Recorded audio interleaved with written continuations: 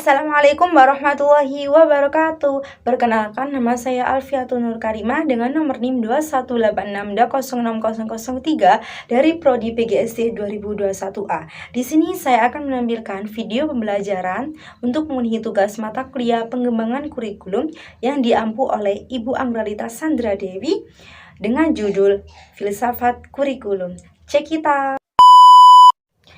Nah, pada kesempatan kali ini saya akan menjelaskan tentang pengertian filsafat kurikulum, landasan filsafat kurikulum, aliran filsafat kurikulum, dan yang terakhir, peran filsafat kurikulum.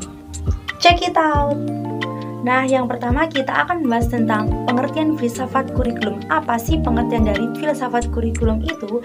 Filsafat dalam pengembangan kurikulum adalah asumsi-asumsi atau rumusan yang didapatkan dari hasil berpikir secara mendalam, analitis, logis, dan sistematis atau filosofis dalam merencanakan, melaksanakan, membina, dan mengembangkan kurikulum. Yang kedua, kita akan membahas tentang landasan filsafat kurikulum.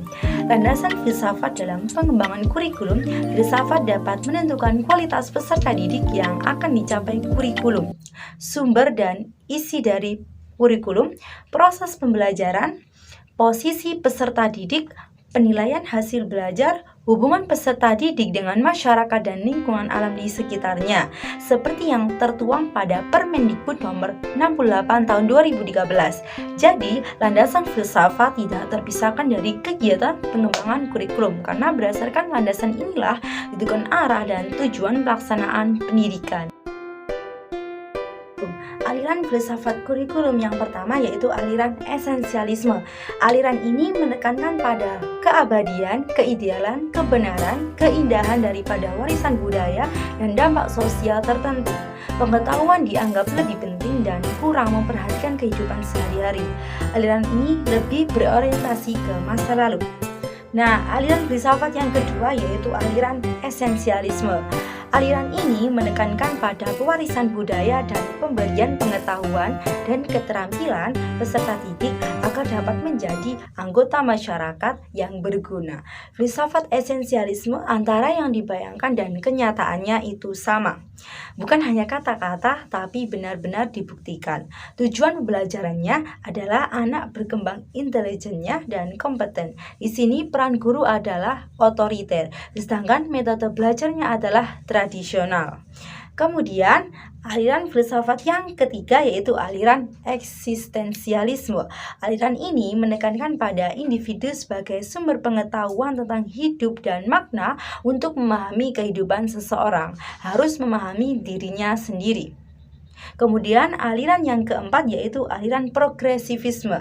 Aliran ini menekankan pada pentingnya melayani perbedaan individual berpusat pada peserta didik, variasi pengalaman belajar dan proses. Aliran ini merupakan landasan pengembangan belajar peserta didik aktif agar peserta didik memiliki keterampilan, alat dan pengalaman sosial dengan melakukan interaksi dengan lingkungan dan akhirnya memiliki kemampuan problem solving baik personal maupun sosial. Yang kelima yaitu aliran rekonstruksionisme. Aliran ini merupakan lanjutan dari aliran progresivisme. Pada aliran ini, peradaban manusia masa depan sangat ditekankan di samping menekankan pada perbedaan individual. Aliran ini lebih jauh menekankan tentang pemecahan masalah, berpikir kritis dan sejenisnya. Menurut aliran rekonstruksionisme, kurikulum tidak hanya berfungsi untuk melestarikan budaya atau apa yang ada pada saat sekarang. Materi kita yang terakhir yaitu peran filsafat dalam kurikulum. Nah, peran filsafat dalam kurikulum yang pertama yaitu sebagai landasan dalam menentukan tujuan pendidikan. Kemudian yang kedua, sebagai landasan dalam menentukan materi pembelajaran atau bahan ajar. Yang ketiga, kurikulum yang didasarkan oleh filsafat klasik seperti perennialisme, esensialisme, dan eksistensialisme. Penguasaan materi pembelajaran menjadi hal yang utama. Materi pembelajaran yang didasarkan pada filsafat progresivisme lebih memperlihatkan tentang kebutuhan, minat, dan kehidupan peserta didik. Kemudian, Yang keempat, materi pembelajaran yang didasarkan pada filsafat konstruktivisme. Materi pembelajaran masih dikemas sedemikian rupa dalam bentuk tema-tema dan topik-topik yang diangkat dari masalah-masalah sosial yang krusial, misalnya tentang sosial, bahkan tentang alam. Kemudian selanjutnya, materi pembelajaran yang berlandaskan pada teknologi pendidikan banyak diambil dari disiplin ilmu, tapi telah diramu sedemikian rupa dan diambil hal-hal yang esensialisnya saja untuk mendukung penguasaan suatu kompetensi. Kesimpulan yang dapat kita ambil pada pembelajaran kali ini yaitu filsafat sangat berpengaruh dalam pembentukan kurikulum pendidikan yang mana akan menentukan kualitas pada peserta didik dan berpengaruh pada proses dan hasil belajar siswa. Kurikulum yang ada di Indonesia berpatokan pada nilai-nilai Pancasila.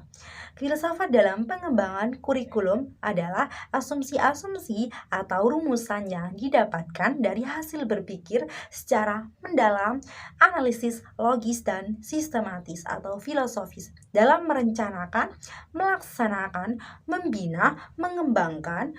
Filsafat memberikan arah dan metodologi terhadap praktik-praktik pendidikan. Filsafat memegang peranan penting dalam pengembangan kurikulum yang dikenalkan berbagai aliran filsafat dalam kajian filsafat pendidikan.